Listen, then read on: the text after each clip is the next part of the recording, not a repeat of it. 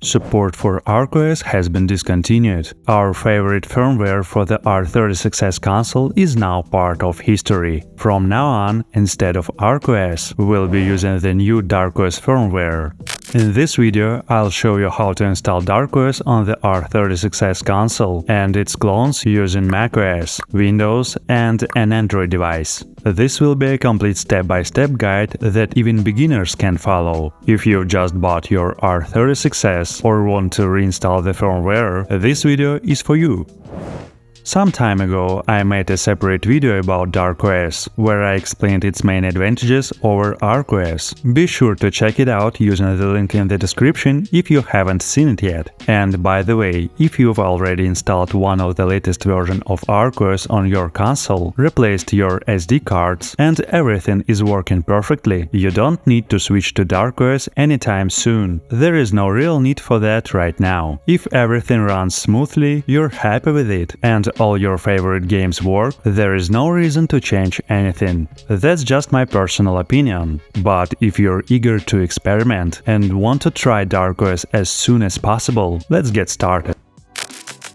The first and most important thing you need to do is identify your console version. Right now, dArkOS supports not only the original console, but also a wide range of clones and modifications. To figure this out, you need to check your board version. Let me show you now. Take your console and open the battery cover. Carefully remove the battery. Do not use any sharp metal objects to pry it out. Right underneath the battery, you'll find the board version printed on it. In my case, it's R36S V22 December 18th, 2024. This one is easy because the shell is transparent, but this console has a solid white shell. In that case, the easiest way to check the board version is to open the back cover. It's not difficult, I've already shown how to disassemble the console. Just remove 6 screws, and you'll see the board version. As you can see, it says R36S V12 August 18th, 2023. On the dArkOS installation page, there is a table listing all supported board types and consoles. This board version has 2 screen types, Panel 0 and Panel 4. To determine your screen version, remove the default SD card or the one with ArkOS installed and insert it into your computer. Then go to the screen identification website using the link in the description and upload the DTB file from the boot partition of the SD card. Click Identify DTB file. As you can see, mine says Game Console R36S with Panel 0. That means for this white console, I'll need to use this specific DTB version later. If you have an R36S clone, make sure to check firmware compatibility with your console. You can do this on the dArkOS R36 page. The table shows which consoles are tested, in testing, or not yet tested. For example, I have this R36S clone, NS11. I can check the board version here, R36S V12 August 18th, 2023. As you can see from the table, there are 6 possible panel types. I wasn't sure which one I had, so I inserted the default SD card with EmuElect firmware into a card reader and connected it to my Android phone. In the boot partition, I selected the DTB file.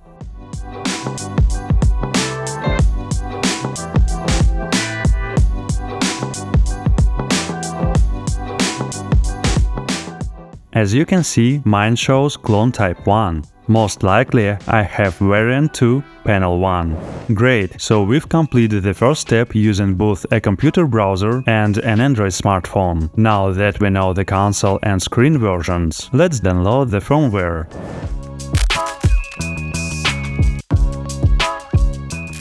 Use the link in the description and download the latest version from whichever mirror works best for you.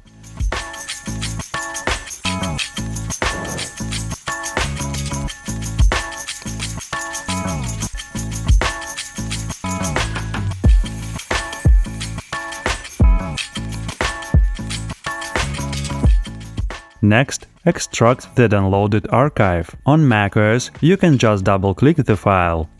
After extraction, you'll get an IMG file. That's the firmware you need to flash onto a new SD card. On Windows, open the archive using 7-zip and extract its contents.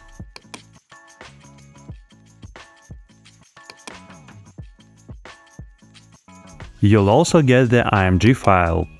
On Android, I usually use a file manager app. Tap the archive and select Extract here. Once it's done, you'll see the firmware file.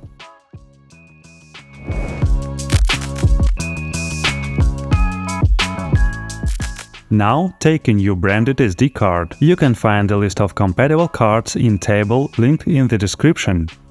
A 16GB card is enough, but you can use a larger one if you want.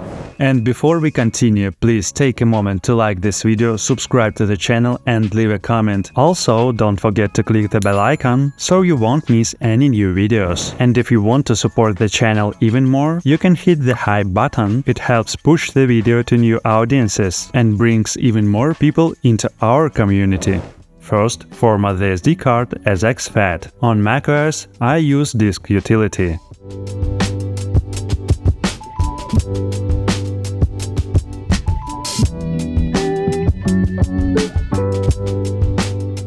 On Windows, right-click the SD card, select Format, choose exFAT as the file system, and click Start.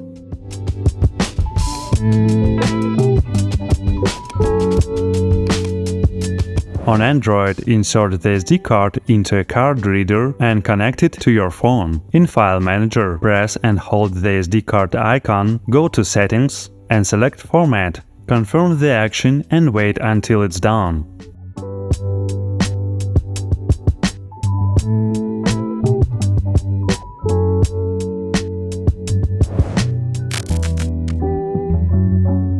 Now let's flash the firmware onto the SD card. On Windows, I recommend using Rufus. Make sure your SD card is selected under Device. In Boot selection, choose Disk or ISO image.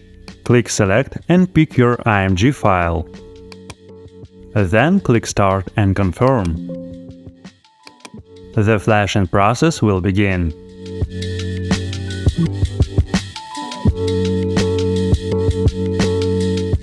On macOS, I usually use Balena Etcher. Choose the img file.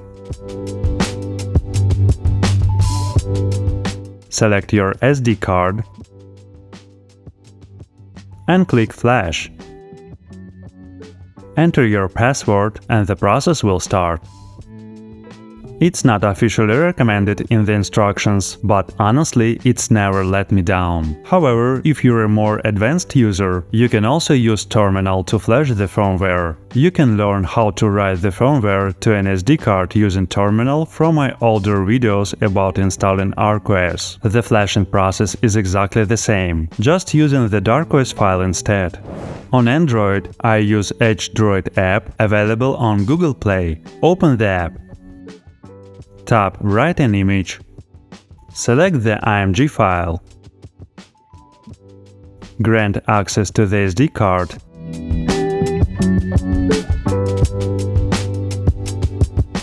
And tap Write image. Then just leave your phone and wait for the notification. It usually takes about 10–15 minutes.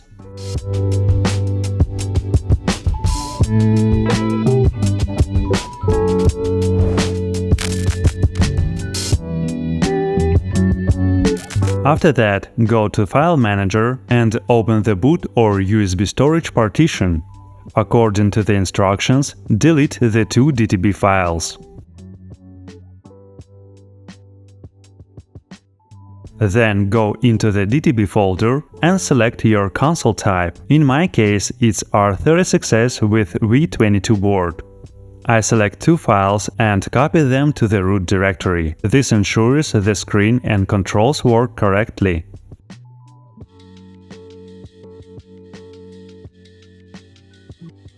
After that, safely eject the SD card.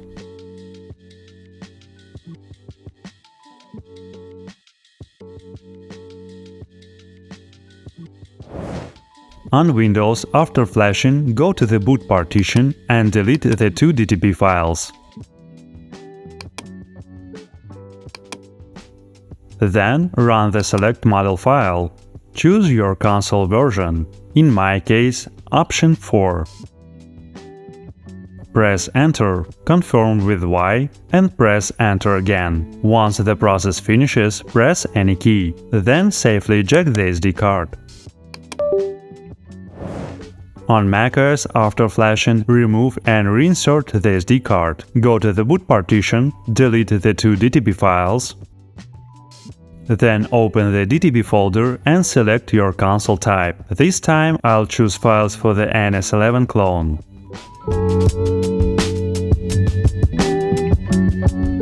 Copy the 2 files to the root directory.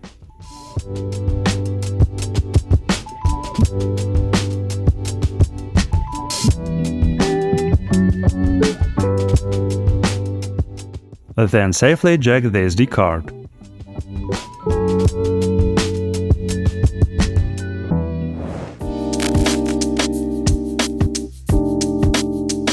Now insert the SD card into your console. Make sure the second SD card slot is empty. This is very important. Turn on the console and wait a few minutes while the firmware installs.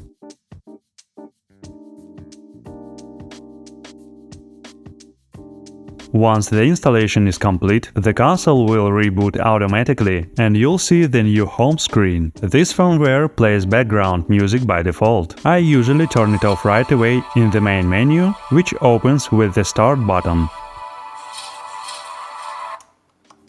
There is also a new Options section in the main menu. That's one of the key differences from ArkOS, where Options was on the home screen. If you use a second SD card for storing and running games, insert it now. Then go to the main menu,